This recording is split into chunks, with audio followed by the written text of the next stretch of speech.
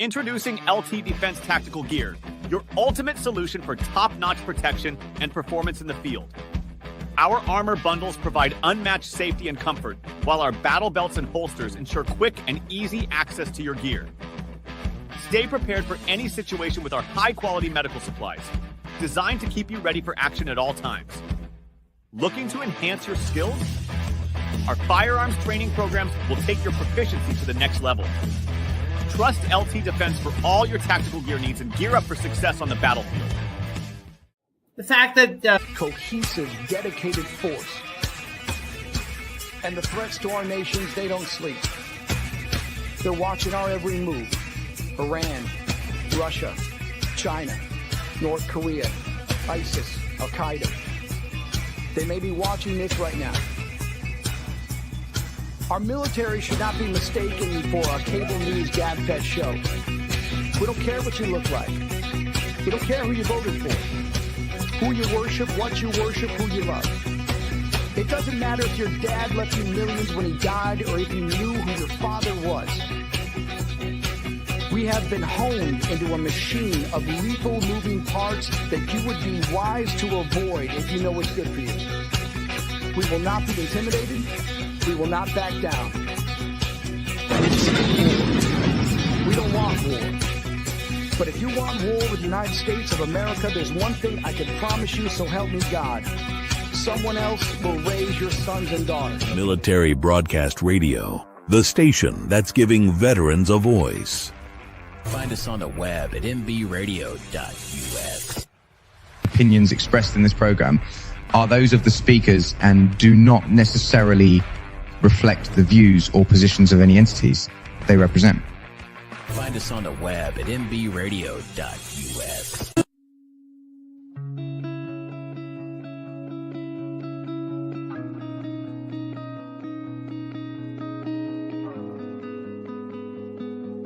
Hello, friends. I'm Kent Skelton, and I'm so glad you are here. Together we can battle this struggle and find freedom from it all. Life is continuous, and it would be ridiculous to say that you or I don't experience those seconds, minutes, hours, or days that seem like they'll never end. Time continues on, regardless of how we feel or what we experience. We search, longingly for a way to handle and navigate through these situations we are experiencing. There has to be a way. Surely I can find the solution to get rid of these negative experiences and periods of despair I am feeling. Maybe it's not our own problems, but those of family members or loved ones that are living in pain. These pains may come from alcoholism, addictions, illness, grief, boredom, and in so many other forms. What will we do? Where is that light I'm supposed to be able to see at the end of the tunnel?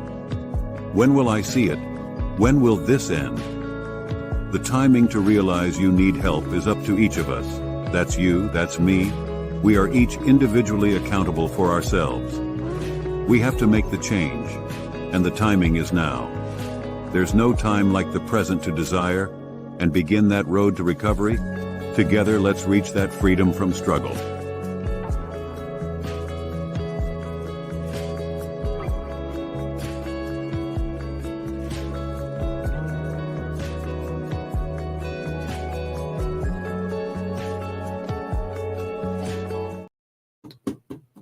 Hello, good afternoon. Welcome to the Freedom from Struggle at Red's Roundtable. Hey, we are so happy to be here today. I even have Eva Fulton is backstage, and there she is. Hey, Eva. Hey, how are you? I'm doing well. Hey, we got a big show today because I'm going over the principles here in just a moment, and as soon as we get through with the introductions right here and do the principles, and then we're going to go into hearing a actual testimony from one of the directors. I think he's a national director actually for Celebrate Recovery, which Celebrate Recovery is that group that I lead at my church on Thursday nights at First Baptist Church Biloxi. And man, I heard this testimony and I was like, you know what? I got to share this with people. Wow. Hey, look, man, it's kind of important, and it was just so good. And I was like, I've got to share this. And of course, the principles that have to do with Celebrate Recovery. It is a faith-based program, a 12-step program, as folks that may have watched before and already know. But it's such a positive thing, and it works for anybody really with any type of hurt, habit, or hang up. And man, if we've all got them, and if you don't have any kind of hurt, habit, or hang up, you need to contact me, because I need to figure out what you're doing, and you need to share it with everybody else. There ain't no sense in keeping secrets. What do you think about that, Eva? I totally agree, because I'm like, man, if you don't have any kind of hang up, yeah, that's living the dream, right? That's what I am talking about. All right. And you, like I said, you need to share it with other people, because you must have truly been blessed. They could make money off of that. Oh gosh. Yeah, you're not kidding. You are not kidding. Hey, well, look, I'm happy you're here. Eva, introduce yourself real quick. So I am Eva Fulton. I'm an Army veteran, Desert Storm, and at some point, whenever you give me the go, I want to give the plug for our show tonight, because I'm on with Mark later, DJ Claudio. Oh yeah. We have a heck of a show lined up for tonight. So okay, well, let's talk about that a little bit later after this testimony. We'll keep people here. All you got to do is stay with us here on the Freedom from Struggle show. Keep on sitting right around here at Red's Round Table. We'll hear more from Eva about an upcoming show tonight. And man, listen at the bottom of your screen also if you're viewing this from social media. And if you're not, I'm going to read it real quick. But thank you for being here today. We ask that you feel free to comment or ask a question. MBR, that's Military Broadcast Radio, where we give veterans a voice, and Freedom from Struggle at Red's Round Table would love for you to consider being one of our sponsors. You can email myself, red@mbradio.us, and be sure to subscribe to Red's Round Table on YouTube, Freedom from Struggle Round Table on YouTube, and Military Broadcast Radio on YouTube, where you can also be found on Facebook. And I just urge you, they can even download an app for Military Broadcast Radio, and they have a donate place there, which we will actually start adding here on our shows. Actually, the bottom right hand of your screen, you should be able to also see a QR code down there. You can actually download that code, and you will also be able to figure out how to donate. And not only that, you get to see all the shows and everything that Military Broadcast Radio offers to everyone in the world, worldwide. If you can get on there, you have access, you're privy to it. And we would love to have you listen. And but like I said, Military Broadcast Radio, giving veterans a voice. Eva, I'm going to read go into the 8 principles real quick. We'll bring them up here on the screen. And I've also got to come to another screen. But folks, see, these are our principles. We have 8 principles. We have 12 steps we use with Celebrate Recovery. It's much like you'll find at AA, NA, and Al-Anon, and other 12-step programs. But this right here worded a little bit different, with also the biblical passage that aligns with the step or principle.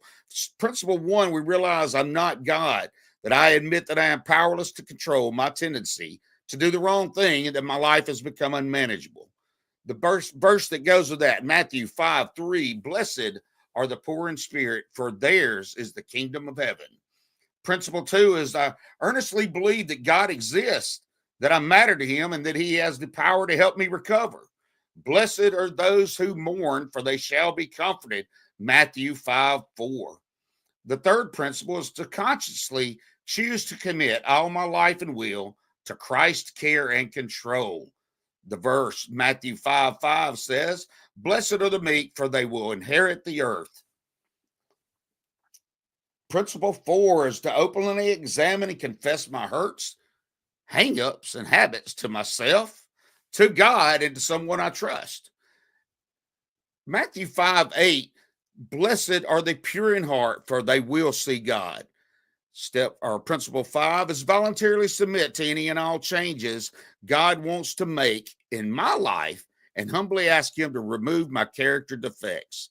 Blessed are those who hunger and thirst for righteousness, for they will be filled, can be found in Matthew 5:6. And principle 6, evaluate all my relationships. Offer forgiveness to those who have hurt me and make amends for harm I've done to others when possible, except when to do so would harm them or others. And Matthew 5:7 says, blessed are the merciful, for they will be shown mercy. And Matthew 5:9, blessed are the peacemakers, for they will be called children of God. In principle 7, we find reserve a daily time with God for self-examination, Bible reading, and prayer in order to know God and his will for my life and to gain the power to follow his will. And we say, bless those who celebrate recovery. Principle 8, yield myself to God to be used to bring this good news to others, both by my example and by my words. The verse to go with that is Matthew 5:10. It says, blessed are those who are persecuted because of righteousness, for theirs is the kingdom of heaven. Once again, that's Matthew 5:10. You've just heard the 8 principles that we use in Celebrate Recovery. Eva, I wasn't sure. I wanted to ask you to read a couple of those, but I wasn't sure if you were ready to, and we hadn't already discussed it prior. And I was like, wait a minute, I've got my glasses on. I don't know if Eva can see, you know? Oh, I'm here. I can see. And I didn't know if you might be driving. I didn't know exactly how you were on here. Nope, I'm at home. That in advance. Well, look, it's 11 minutes after the hour, 11 minutes into the program. Military Broadcast Radio. I can't stress that enough. Military Broadcast Radio, giving veterans a voice. It is such a blessing to me to be a part of it as a veteran, Eva. I know that you feel much the same way, and you may have a few other words that you could share for a moment if you would like, and that'd be great. But man, look, we're doing a great. I don't know if everybody feels the same way, but to me, we're doing a great ministry to the public, to our veterans. Also, not only giving veterans a voice, but just providing therapy and belonging, community to other veterans. Eva, what say you?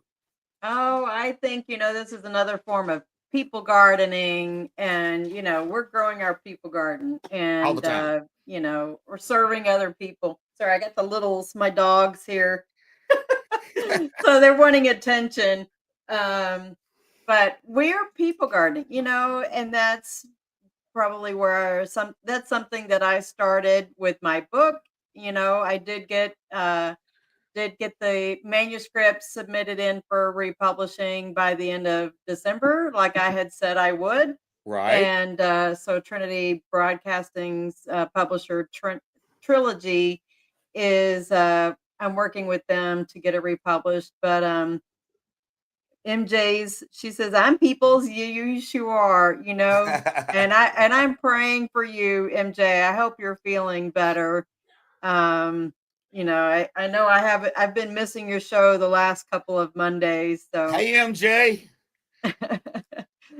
So, but we're all, that people gardening starts here. I think that's even kind of a big foundation of what Celebrate Recovery is about, is you've got to get this right before you can get all of this other stuff right with everybody else, Right.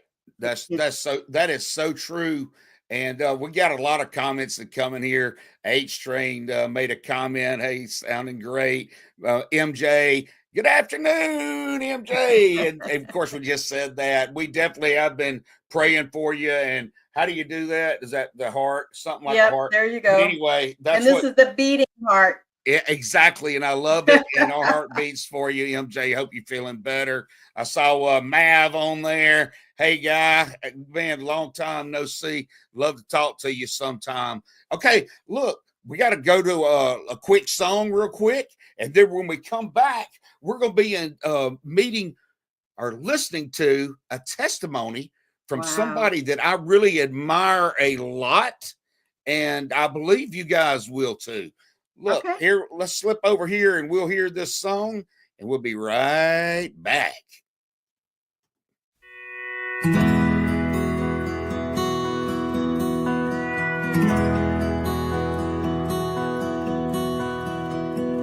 60 years went rolling by. It was here we said goodbye. The war was brewing, it was extreme. We were only teens. I knew the day I died, all alone, my brand new bride. Our favorite song would be a sign I'd be back in time. So raise a flag with pride and grace. I seen the pain on a soldier's face. Bring me home, both sides say I'm a soldier of the USA. You weren't alone all these years. I seen you cry, I know your tears. You raised our child and a family, all without me. You've done well with your life, lots of friends by your side. I heard a nightly secret prayer, I was always there. So raise a flag with pride and grace. I seen the pain on a soldier's face. Bring me home, both sides say I'm a soldier of the USA. Now it's time, my lovely wife, to bring you home. Say goodnight. Close your eyes to our favorite song. Can you see me now? Can you see me now?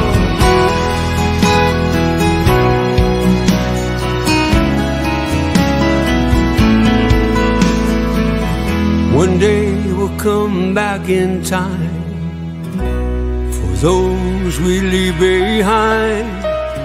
But for now, we'll watch them grow. Welcome home.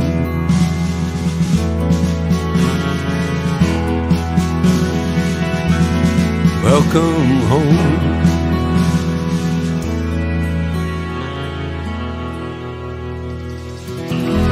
Welcome home.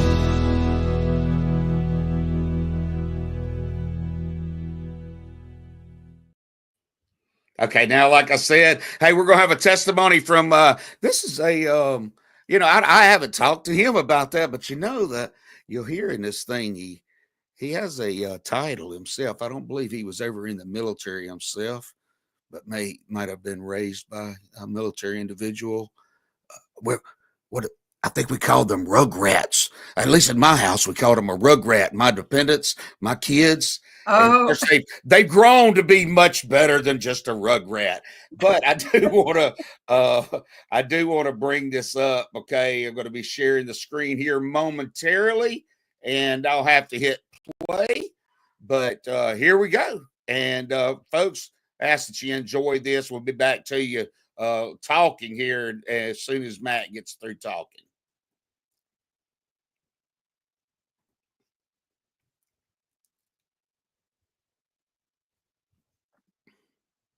Always the nerve-wracking thing getting started, making sure that you're actually live. So if I'm not live, somebody that has my phone number can text me and tell me that I need to get live.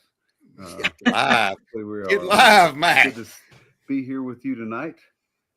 While we're getting started, I'll tell you a little story that I heard the other day. There was a man that went to heaven, and of course, when he went to heaven, St. Peter meets him at the pearly gates, and he said, all right, I'm going to tell you how it works. You've got to have 100 points to make it into heaven.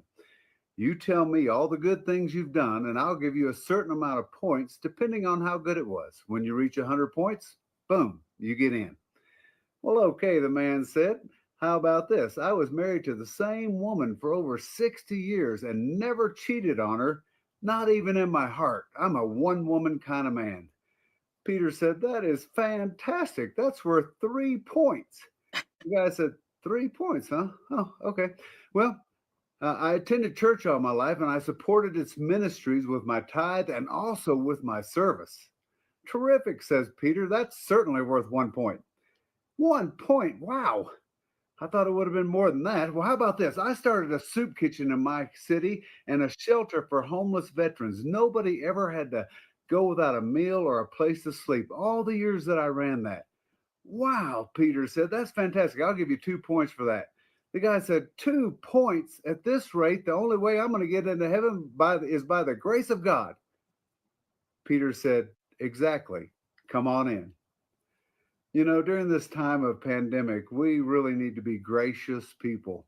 We need to extend grace to people, but also we need to extend grace to ourselves, knowing this, that once we do our best, Jesus Christ has already done the rest.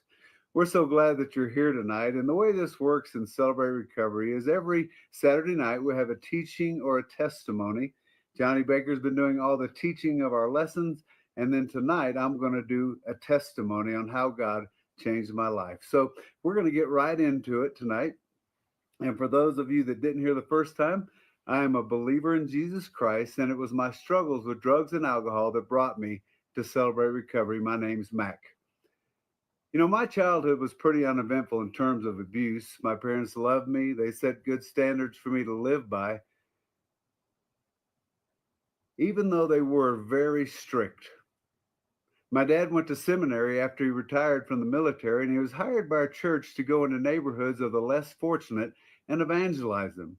So many people heard and responded to the simple message of the gospel of Jesus Christ that he shared. So along with the church, he decided to get some old school buses and paint them Pepto-Bismol pink. That's right. And any kid that wanted to come of any race was welcome at church on Sunday morning. You know, even 40 years later, I can go into one of those neighborhoods and be recognized as Brother Joe's son. On any given Sunday, he would round up over 400 kids and some of their parents too and bring them to church. My dad gave his life to helping others. Unfortunately, that left little time for his family. You see, I knew him as a man who loved others while ruling his own family with an iron hand. Needless to say, because of my own stubborn streak and really because of how much I was just like him, we lived at odds with each other. I left home for the first time at age 15 because nobody was going to treat me like that. You know, I later learned as an adult how selfish I was and that my dad had his own hurts that he had kept to himself. There was alcoholism and abuse in his family that he never talked about because he lived by that rule that we all know works. If we don't talk about it, it will get better. You know, his first wife left him for another man, leaving him to raise 2 children all by himself when he came home from serving a tour in Europe with the Army. He was a good man who had been raised in a hard life. So try as I might, I really can't look back and blame others for my actions that now looking back brought great shame and guilt to not only me, but my family. Fortunately, though, because of Jesus Christ, today, I don't have to live in the past anymore. I am free. Ironically, though, I spent a lifetime searching for freedom in all the wrong people, places, and things. And by the time my dad retired from the military, I was 15 years old. We had moved from California to Germany to Washington, back to Germany to Georgia, back to California to Virginia, only to end up in Louisiana. All that was by the time I was 15 years old. From moving so often, I became a person who could blend in, and I learned to make friends very quickly. My dad preached wherever he was stationed, so I knew about God, and I knew about heaven, and I knew about hell. And I was taught that unless you were a Christian, you would certainly go to hell, and that scared me. I really remember fear being the motivating factor for me being baptized when I was 12 years old. I was at a church summer camp when this took place, and the fact that there were a couple of good-looking girls being baptized made my decision really easy. I appeared to enter a relationship with God, but it was for all the wrong reasons. You see, 2 weeks later at that same summer camp, I was introduced to marijuana by one of the Christian counselors. You know, I found a group of people who looked at me like they were having lots of fun. That's when I decided, who needs to live in fear? These people don't worry about anything. So I jumped in head first. It was the end of the 60s and the early 70s. All kinds of drugs were available, and it was my mission to try them all. I was on a path for my eventual destruction, and I didn't even know it. When my dad retired from the military and went to seminary, we moved to West Monroe, Louisiana. I was 15, and I didn't want to move because of all the friends I had made. I mean, how would I ever find others who like to do what I did now?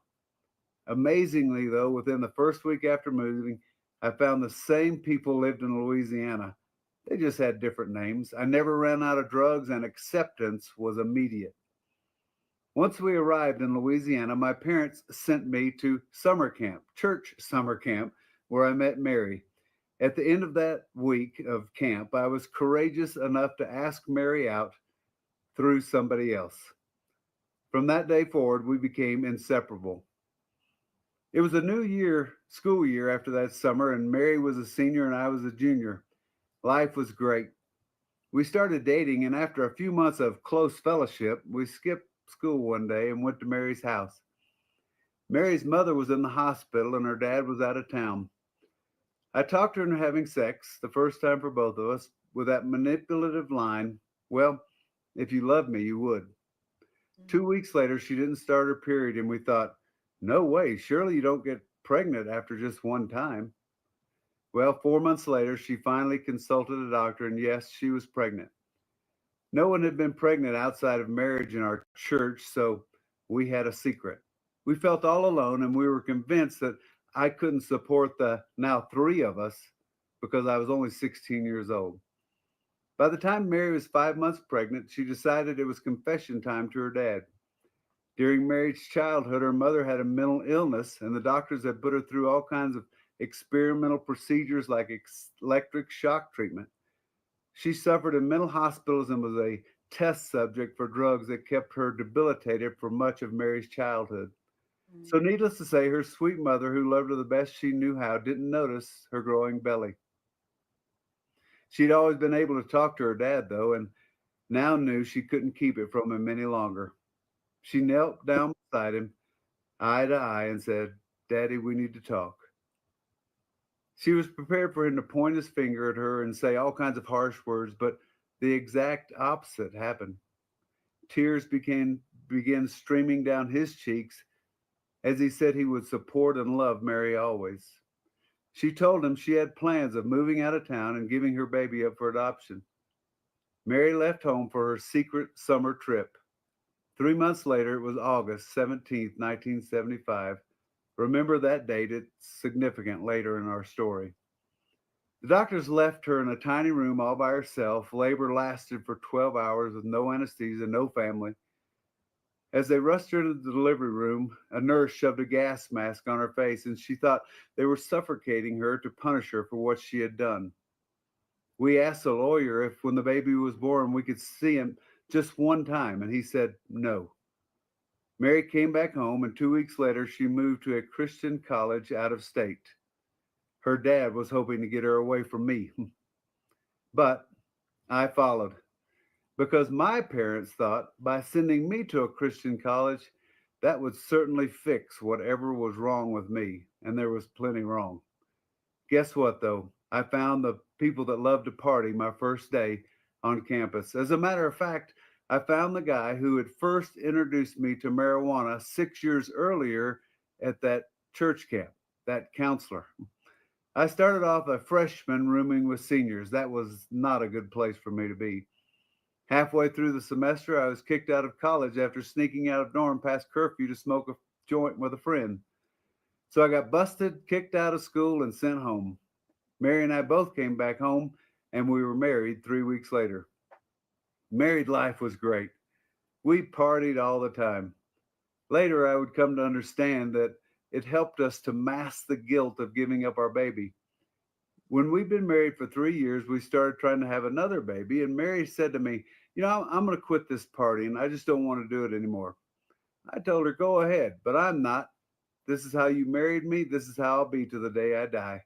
Even in my addiction, though, I could set a boundary, and I decided to quit everything except smoking pot because I convinced myself that everybody knows smoking pot's just not that bad. Well, I continued down the road to drug addiction, and as I did, the conflict between Mary and I grew. Our two daughters were born during this time.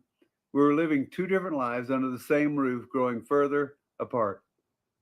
I stayed away from the house as much as possible, working overtime to pay for my drug habit, because by this time, methamphetamines had become my drug of choice. Mary came to the realization that our marriage was totally unmanageable, and she wasn't going to survive without turning her life and hurts over to God. She had to quit trying to be my Holy Spirit and fix me. She had to work on her own shortcomings. She was seeking a pathway to peace while I continued to run down the path to destruction. And this pattern continued for 7 years. Mary's feeble prayer for me at the time was that I would just come to church and that I would stay awake and hear the message. Never in her wildest dreams thinking of better things like me becoming an elder in the church, or one day would start a Celebrate Recovery ministry and become the Celebrate Recovery National Director. And the only reason I share those things with you is to confirm that God takes really, really messed up lives, broken lives, and does exceedingly more than we can ask or imagine. You know, amazingly, even as a drug addict, there was a line I said I would never cross. The last 2 years of my addiction, I was shooting up over 10 times a day. One thing I said I would never do was use needles. So I wore long sleeve shirts all the time so no one would notice the marks on my arms. I slept only 16 hours a week on a good week. One Sunday morning, God gave me a great gift, the greatest gift I'd ever known. And at the time, I didn't even realize it. It was a moment of clarity, a moment of clear, right thinking. Well, I was crashed out in the bed on a Sunday morning, waiting for my family to go to church so I could just get some rest. And Callie, our 4-year-old daughter, came in and stood beside the bed, looked at me and said to her mother, "Why doesn't Daddy go to church with us anymore? Why doesn't Daddy do anything with us anymore?" Well, Mary, in her codependency, said, "You know, sweetie, he's been working hard. He needs to sleep. You need to leave him alone." Well, Callie replied, "You know, if he doesn't go, then I'm not going either." I pretended to be asleep and not hear what she said. They left for church, and I felt like I'd run into a brick wall.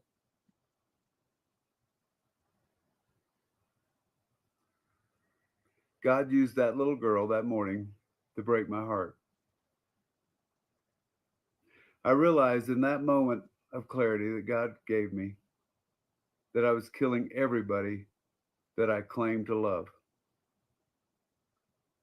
It was as if my eyes were open for the first time, seeing the insanity of all my decisions. So I immediately collected all my drugs, the paraphernalia, everything, scales, needles, everything, went outside and burned them all. Then I started writing down a note to Mary of everything that I wanted to tell her, because I knew for some reason that I wouldn't be able to say out loud all the things I needed to tell her. Mary was crushed, realizing that our children were being affected. That Sunday morning when she was at church with the girls, the sermon was on confession and how good it is for your soul. Driving home, Mary was brokenhearted, barely able to see the road from the flood of tears washing down her own face, as she heard our daughters in the back of the car singing praise songs at the top of their lungs to God. Arriving home, she found me sitting in my recliner. She'd never seen me shed a tear in all the years we were married, and was very disturbed to see my eyes red and swollen from crying. She had no idea what I was about to say. You see, I had been raised, who's a man? And real men don't cry, and they never show weakness. But what I found in those tears that morning was relief like I'd never known.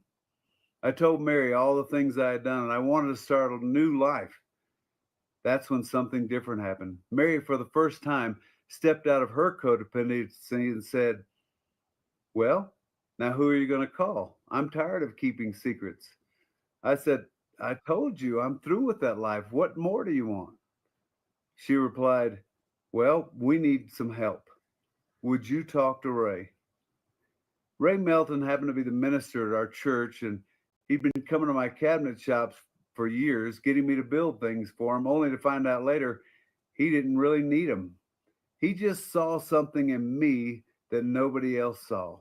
He saw somebody that was worthwhile instead of worth less, and he was reaching out to me, and it worked. I told Mary, yeah, I'll talk to Ray. So he came over that day to pray with us, and from that day forward, he became one of my greatest mentors. Ray said that I didn't have to confess before the whole church, but I may help someone else if I did. I knew I needed to be held accountable. I knew if I didn't, I would go back to my old life. So Mary and I, that Sunday night, went down front in front of the whole church, expecting to be shunned, but the exact opposite transpired. When I told them what I'd been up to, the whole church, about 400 of them at the time, came down front afterwards, and they hugged us and they cried with us. They said, you know, we don't know quite what to do with you because you're our first drug addict, but we love you and want you to keep coming back. There was a little old lady there that came up to me that night and said, you know, I think you need to go to AA. And I asked her, I said, is that some kind of car club? She said, no, that's AAA. You need AA, Alcoholics Anonymous. She also told Mary about a man at a rehab center that I could go talk to the next day. And Mary asked me if I would. I said, well, I'm not crazy. I don't need to go to a rehab. But if you want me to go, I'll go, and you'll see they won't want me to stay. Well, after much discussion with the head guy, I said, well, I guess I'll stay, but I'll have to go home and get my stuff. That's when Mary said, that's okay. I got your stuff in the trunk. You're staying here. Well, you know, after that day, our life became a whirlwind. With rehab, 90 meetings in 90 days, Bible studies, making new friends, a whole new life had began for us. We started Overcomers Outreach 2 years later, and we led that group for 14 years. We had approximately 20 to 30 people that came on a regular basis. But more importantly, many people came to know Jesus Christ through that group. You know, the only other people that knew about our son were Mary's dad, her brother John, and his wife Chris. The lawyer who had handled our adoption would never tell us our son's name for many years until he, the lawyer, found out that he had terminal cancer. The lawyer felt like before he died, he needed to tell us our son's name, which turned out to be Heath Arthur. Well, fast forward to 1988, 1 month after I yielded to God, God gave us a surprise gift. Our church youth group was going to a youth rally 5 hours away, and Chris, my sister-in-law, was one of the chaperones. They were assigning groups to stay in homes, and by the time they got to Chris's group, they had run out of homes. So they asked if she would mind staying in someone's home in a town close by. She said, totally, that's fine. As the suitcases were being loaded in a car of a very friendly couple, she asked if they had children. When the woman said they had a son named Heath, a funny feeling came over Chris. So she asked his age, and Heath's mother said he was 12. So she went one step further. When's his birthday? And Heath's mother said August 17th, the date our son Heath was born, August 17th, 1975. Wow. At 2 a.m., our phone rang.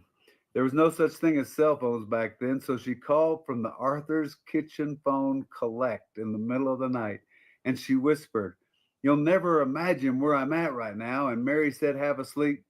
Where? She said, Heath's bed. You know, a family at our church had the last name Heath, so Mary said, what are you doing in Mr. Heath's bed?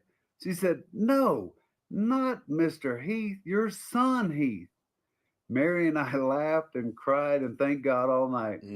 They never knew who she was. We feel God gave us that gift at a time in our lives to reassure us that our son was loved and cared for in a Christian home. Right on. Wow. After waiting 7 more years, we got the call we always hoped we would get when Heath was about to turn 19.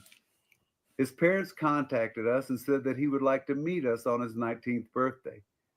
Mary's dad was in charge of video on the momentous occasion, but as we sat down to look at the video later, the whole first part of the reunion video was shown on the ground. Mary's dad was so excited that he forgot he was holding the camera. Well, it's been about 22 years now since we first met Heath. We didn't get to see his natural birth, but we were blessed with witnessing his spiritual birth when I baptized him in the pond behind our home. Also, his parents moved to our city, and Heath's mother took care of Mary's mother after Mary's dad passed away. They're best friends. You know, after leading Overcomers Outreach for 13 years, the ministry I told you about earlier, Mary's brother, Johnny, just happened, well, I don't believe it was a coincidence, but he happened to be out at Saddleback Church and told me about a little ministry called Celebrate Recovery and said, I ought to check it out. But in my mind, I knew everything about recovery. What else was there to know? Why would I want to go out there? Well, I learned in AA from my sponsor that this type of thinking was contempt prior to investigation. Johnny, my brother-in-law, would not stop asking me about, when are you going to CR? When are you going to go check it out? Finally, I said, okay, thinking I would go to Southern California, have a little vacation, and attend some of this summit thing I always hear him talking about. Well, the first day we got there at 8 a.m. because I thought if we got there early, we could leave early and do what was really important, check out Southern California. Well, we ended up staying until 9 o'clock that night. The next day, I'm pretty stubborn. I thought we'd get there early again and leave early. Well, we got there at 8, all right, but we didn't leave till 10 o'clock that night. So at the end of that day, I turned to Mary and I said, this is amazing. We're stopping what we're doing and we're doing this. We're stopping a ministry that was working to do Celebrate Recovery. Look at how many more people we can help. More than just drug addicts and alcoholics. Anybody with a hurt, habit, or hang up. After 120 days of prayer and preparation, we started Celebrate Recovery at our church in West Monroe, Louisiana on December 31st, 2004. That's right, New Year's Eve, the best time to start a recovery ministry. You know, I love watching God's plan unfold for our life. Sam, who had been a minister for 40 years, tried to commit suicide. You see, the Pharisees in the church had finally gotten to him, and the only way he could get through what they were doing to him was by doing something he said he would never do, and that was take a drink. That one drink turned into every Monday morning. He had been drinking for 10 years, and nobody knew it except his wife. Finally, he couldn't take the hypocrisy of his own life anymore. That's when the suicide attempt happened. So along with the bottle, he took a handful of pills just so he could end it. Well, when he did that, he was moved from pastor to one of those people. You know who I'm talking about, the people that have the real problems. If you're one of those people, I get the call. So I got the call to go visit him, and I went to ICU, and he was unconscious. And I prayed over him, and I said, Sam, don't you dare give up. I believe with all my heart God still has a plan for you. Well, over the next few weeks, I was able to share with him about the hope that God still had for him. Sam, in his early 70s, became part of our Celebrate Recovery ministry. All right. Well, at one of our small groups one night, Sam shared with me that he just met our son's parents at church on Sunday. He said, I can't believe it. They're here. And I said, Sam, everybody's met them. They go to church here now. And he said, no, that's not what I'm talking about. You don't understand. You see, 40 years ago, when I first became a pastor, I performed their marriage ceremony. That's right.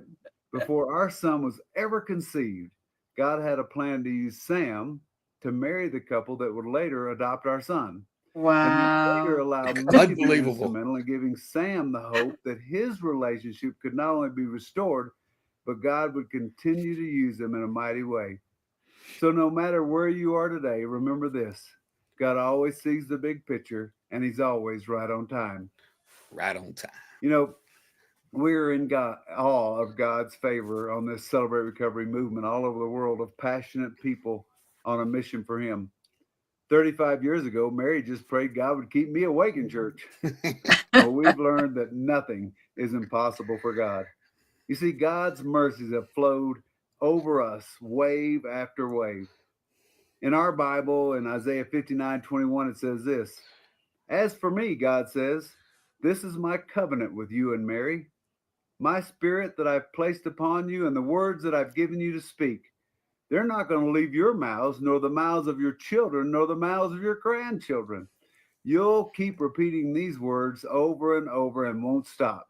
God's orders. You know, we are grateful for Celebrate Recovery as it continues to grow and affect more people and enriches our lives continually.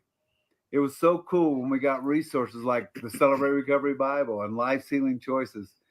We love using one of the character studies out of the Celebrate Recovery Bible in our teachings on Friday nights because it shows how great men and women of the Bible were also in recovery. Men like Abraham, who definitely had a lying problem. Every time he got angry, he hit something and broke it. David, who had a purity problem, he's the kind of guy that we wouldn't allow to be alone with his computer today without his accountability partners being in the room with him. Right. Yeah. Then Paul was so distracted with religion, it led him to murder.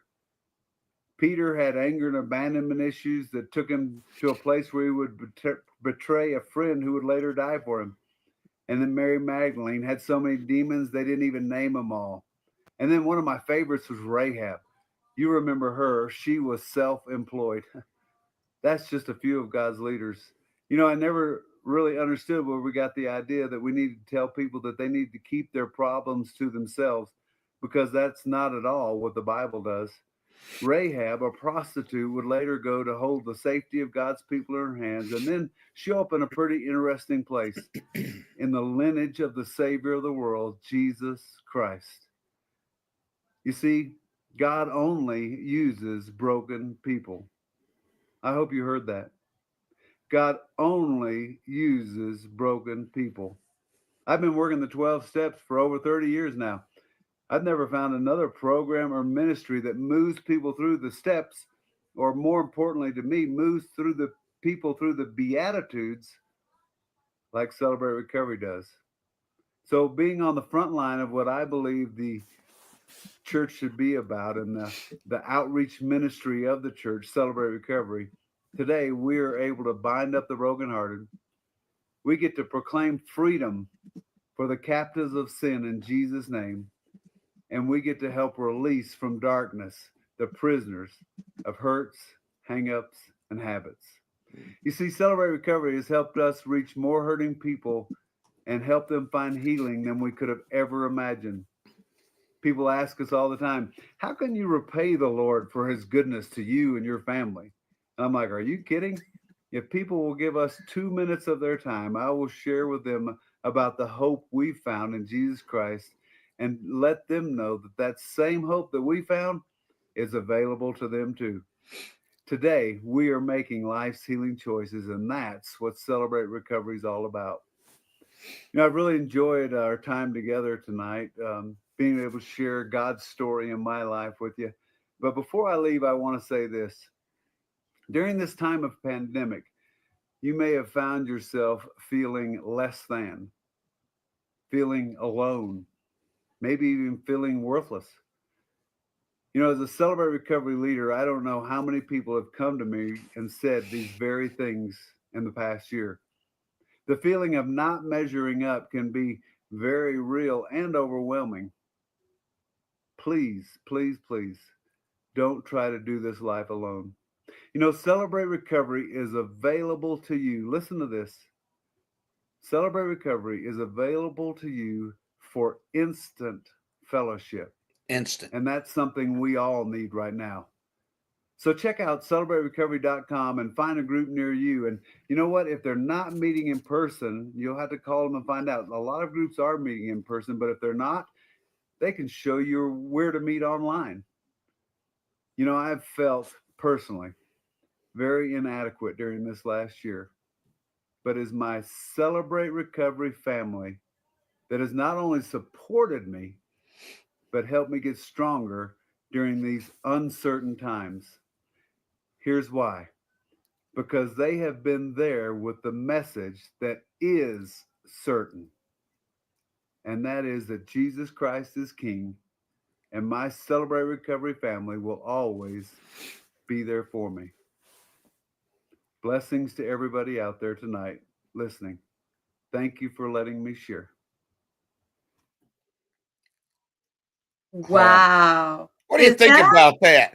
That's like people garden all over it. That right there. Hey, Eva, that's one of my brothers right there. Wow. Wow. Hey, and that's why I had to share this with everybody. And I hope just one person, Eva, if one person is affected by what he just said, if one person, man, it just. Just those Ooh, connections. it's just That that was little like seed. incredible. If that little seed is planted, I wish everyone could hear that, man. I would love to hug that gentleman's neck, man, and just thank him for sharing. And wow, I just say, look, like I said, I love that. And look, Eva, Yes. we know the Lord uses broken people. We know that a lot of us veterans, okay, over the years and the stress and the pain and the things that veterans and their families, their extended families, friends, the general population, like he was talking even about the pandemic. We know that he was talking about the COVID time when he was doing this testimony. Celebrate Recovery is still online. Okay. And look, we cannot try to do this alone. There's no sense in it, regardless of who it is. No sense in trying to do it alone. And look, everyone, make a phone call, call somebody, call me, Freedom from Struggle. Check with us, comment. What you got there, Eva? My daughter delivered me this, what is it called, Carrie? It's a Tostito. Taquito. It's a taquito. It's a homemade taquito. Man, it looks wonderful. You can only smell it. Hey, you can't eat it yet, Eva. You can't eat it. Silly. Be very, don't very eat it yet. silly. Don't. You don't have to. Don't eat it. Hey, listen, Eva, you said you were going to share something about a show tonight. Can you go ahead and do that? Yeah. And we'll let you get to Oh, your I'm so whatever the excited. food is.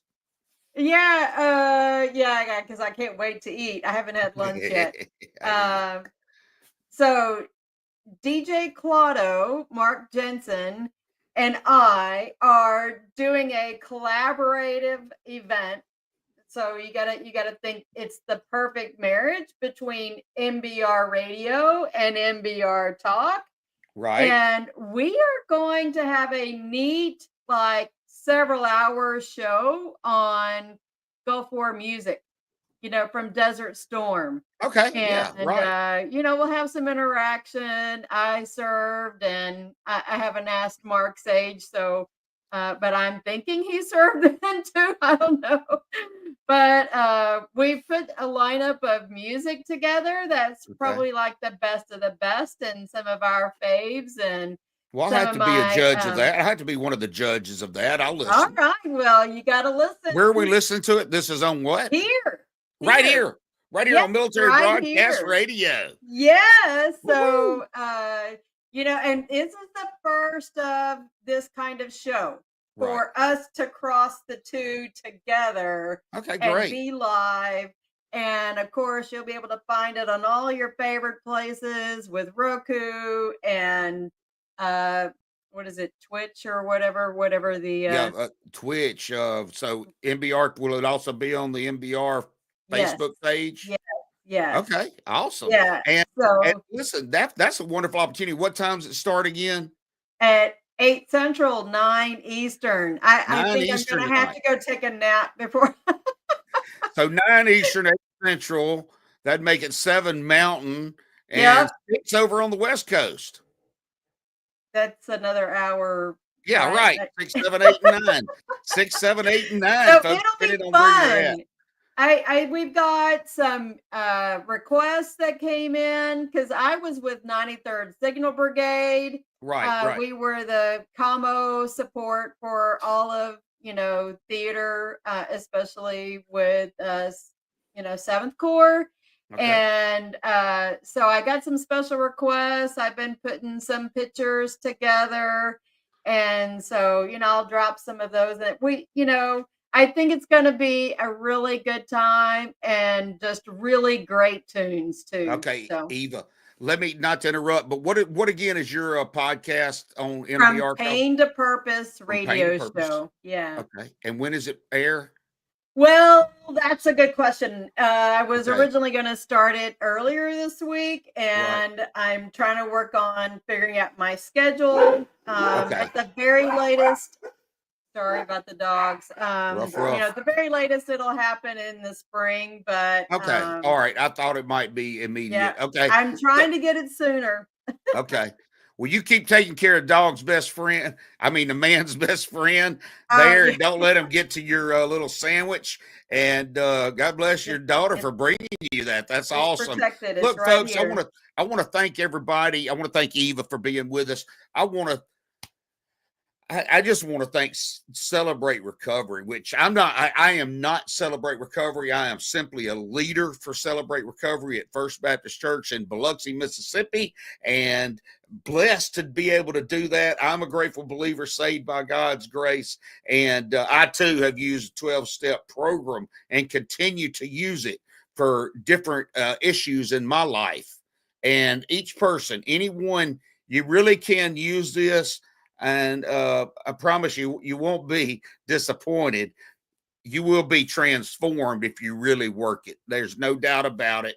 And when I say transform for the better and for eternity. Look, but work it. Hey, but Red, work yeah. it means that it's not a one and done. It's a no. You don't just read it and say, "Oh, okay." It's a Yeah. continuous work throughout your life, just like you continue eating those sandwiches that your daughter brings you. We have to eat every day.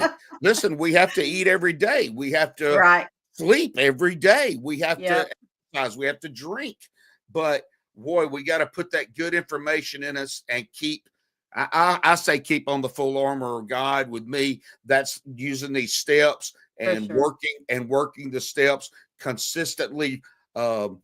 Going back and evaluating, my life, what's going on, and always asking for forgiveness and offering forgiveness, when needed, unless it hurts someone, by doing that.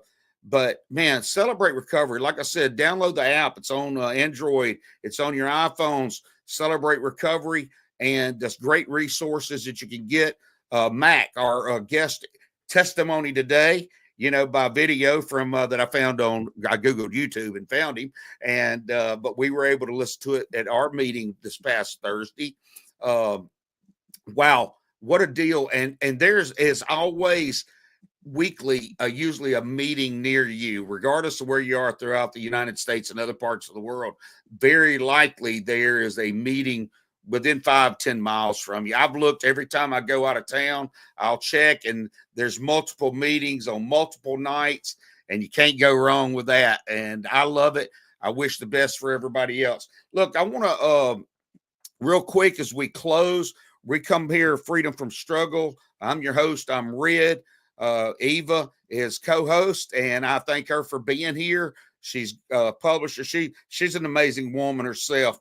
And as we continue to watch the shows, we'll learn more about her. Following MBR, Military Broadcast Radio, we have tons of great shows on here. We're going to have great music tonight with DJ Clado and Eva. And I'm not sure the title of that, but we ask for you to come to it. Remember, if you like our show, make sure you like and subscribe, especially on YouTube, MBR Military Broadcast Radio on YouTube. Like it. Subscribe to it. And then if you consider, even if it's $1, $5, one time or a month or whatever, we love sponsors. And when you do that, it helps to give veterans a voice. Not only veterans a voice, but it's also for the congregation, or not the congregation, but the audience that gets to hear this live and the rewinds on so many different social media platforms. It helps play for the platforms. Does. Now let's have a prayer real quick before we leave. And this, what I'm going to be stating is the Serenity Prayer, and they'll go straight into our close. And if you're able to bow your heads, do it. If you can't, keep driving, keep doing what you're doing. Don't want it to be a safety issue. But this is the Serenity Prayer. God, grant me the serenity to accept the things I cannot change, and the courage to change the things I can, and the wisdom to know the difference. Living one day at a time, enjoying one moment at a time, accepting hardship as a pathway to peace, taking as Jesus did the sinful world as it is, not as I would have it, trusting that you will make all things right if I surrender to your will, so that I may be reasonably happy in this life and supremely happy with you forever in the next. And amen. Folks, once again, we thank you for being here today, and we wish you well wishes through the week. check out Military Broadcast Radio, giving veterans a voice. And we will see you again next Saturday, if not sooner. Y'all have a great time. Tonight. What? Tonight, I think 9 it's gonna o'clock be Eastern. some fun music. 9 o'clock Eastern. Be there, be square. Ladies and gentlemen, thank you for tuning in to Military Broadcast Radio. As we wrap up today's show, we want to remind you that the podcast of today's episode will be available right after we go off the air. So if you missed any part of the show or want to listen again, be sure to check it out. And remember, we're here to support and honor our veterans. Your stories and experiences matter, and we are committed to giving you a platform to share them. That's right. We're here to give our veterans a voice. So don't forget to catch the podcast and stay connected with us. Giving our veterans a voice.